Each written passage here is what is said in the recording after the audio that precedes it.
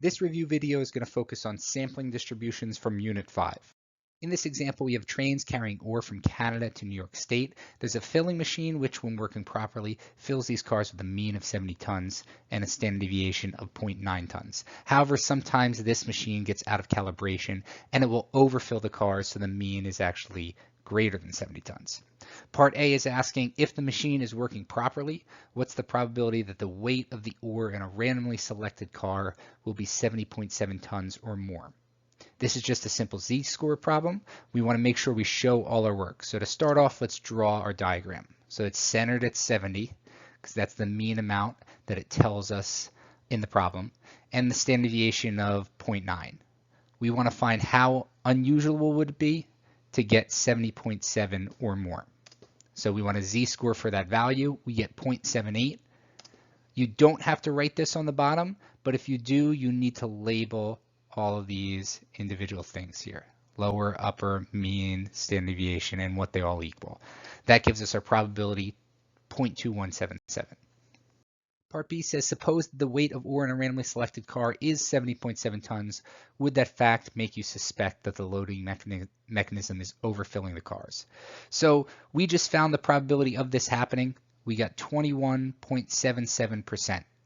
So in other words, if it's actually working properly, filling with a mean of 70 tons, there's always variation in all of our data. So sometimes it'll be a little more than 70, sometimes it'll be a less, but on average it's 70.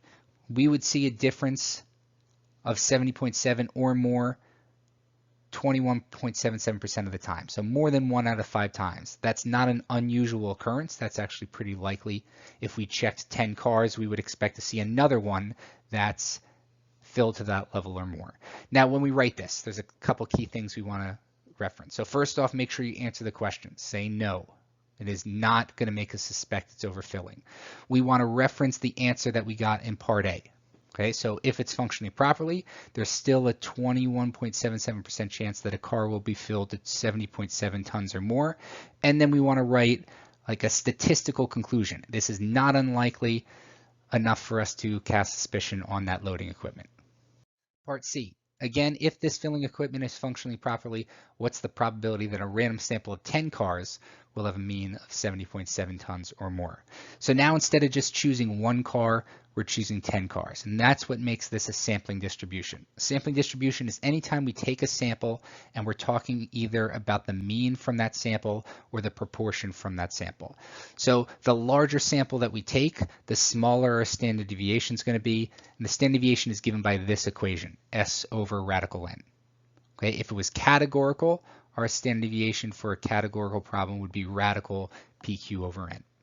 So we plug in that 0.9 from before, we put it over the square root of 10, which was our sample size, and the standard deviation of this sampling distribution is 0.285. Now we want to find a z-score for that.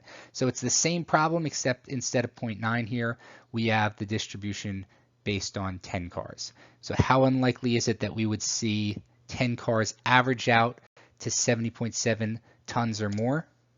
This time we get a z-score of 2.46, which is a probability of 0.0069.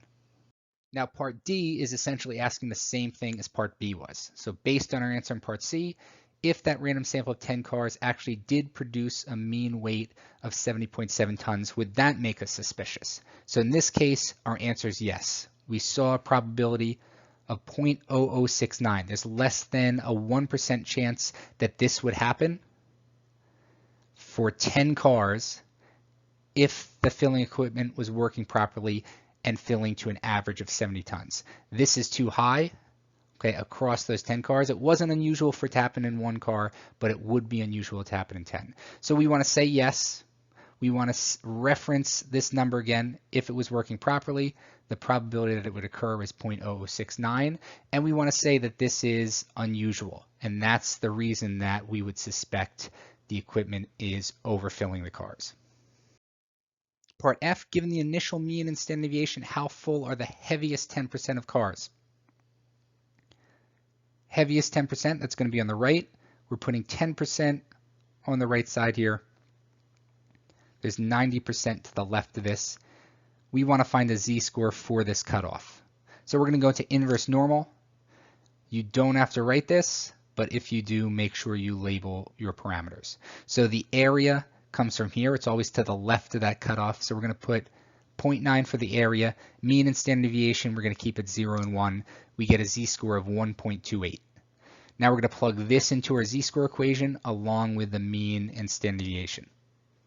Only thing missing is the x. We can solve backwards. The heaviest 10% of cars weigh at least 71.152 tons. Part G, describe the sampling distribution of the sample mean if a sample size of 10 were chosen. So this just wants us to do SOX. Okay, anytime we want to describe a distribution, we want to do it with SOX. So we have these 10 cars. We had found the standard deviation for that. Shape is going to be approximately normal because the original distribution is approximately normal. Okay, center is going to stay at that 70 tons, and our standard deviation changes from 0.9 to 0.09 over radical 10. Okay, so we just write it into our blurb. Our sampling distribution of 10 cars would be approximately normal with a mean of 70 tons and a standard deviation of 0.285 tons. Make sure you show your work if you haven't showed it elsewhere in the problem, and you'd probably want to write an explanation as to why it's approximately normal, especially if it started up here as skewed. Okay, in that case, we would need a larger sample size of 30 or more to get rid of that skew. Part H, if we took a random sample of 40 cars instead of 10, how would the answer to Part G change? Anytime we increase the sample size, our standard deviation is going to shrink. Variability within the distribution decreases. The sampling distribution of 40 cars would have less variability than the smaller sample of 10 cars, and it would be more tightly centered around that mean of 70. So the mean stays the same, and the distribution just shrinks around it, where instead of having a wide spread like this blue curve, it would become skinnier. Those are horrible normal curves. We can also say something like increasing the sample to 4 times the original size will cut the standard deviation in half.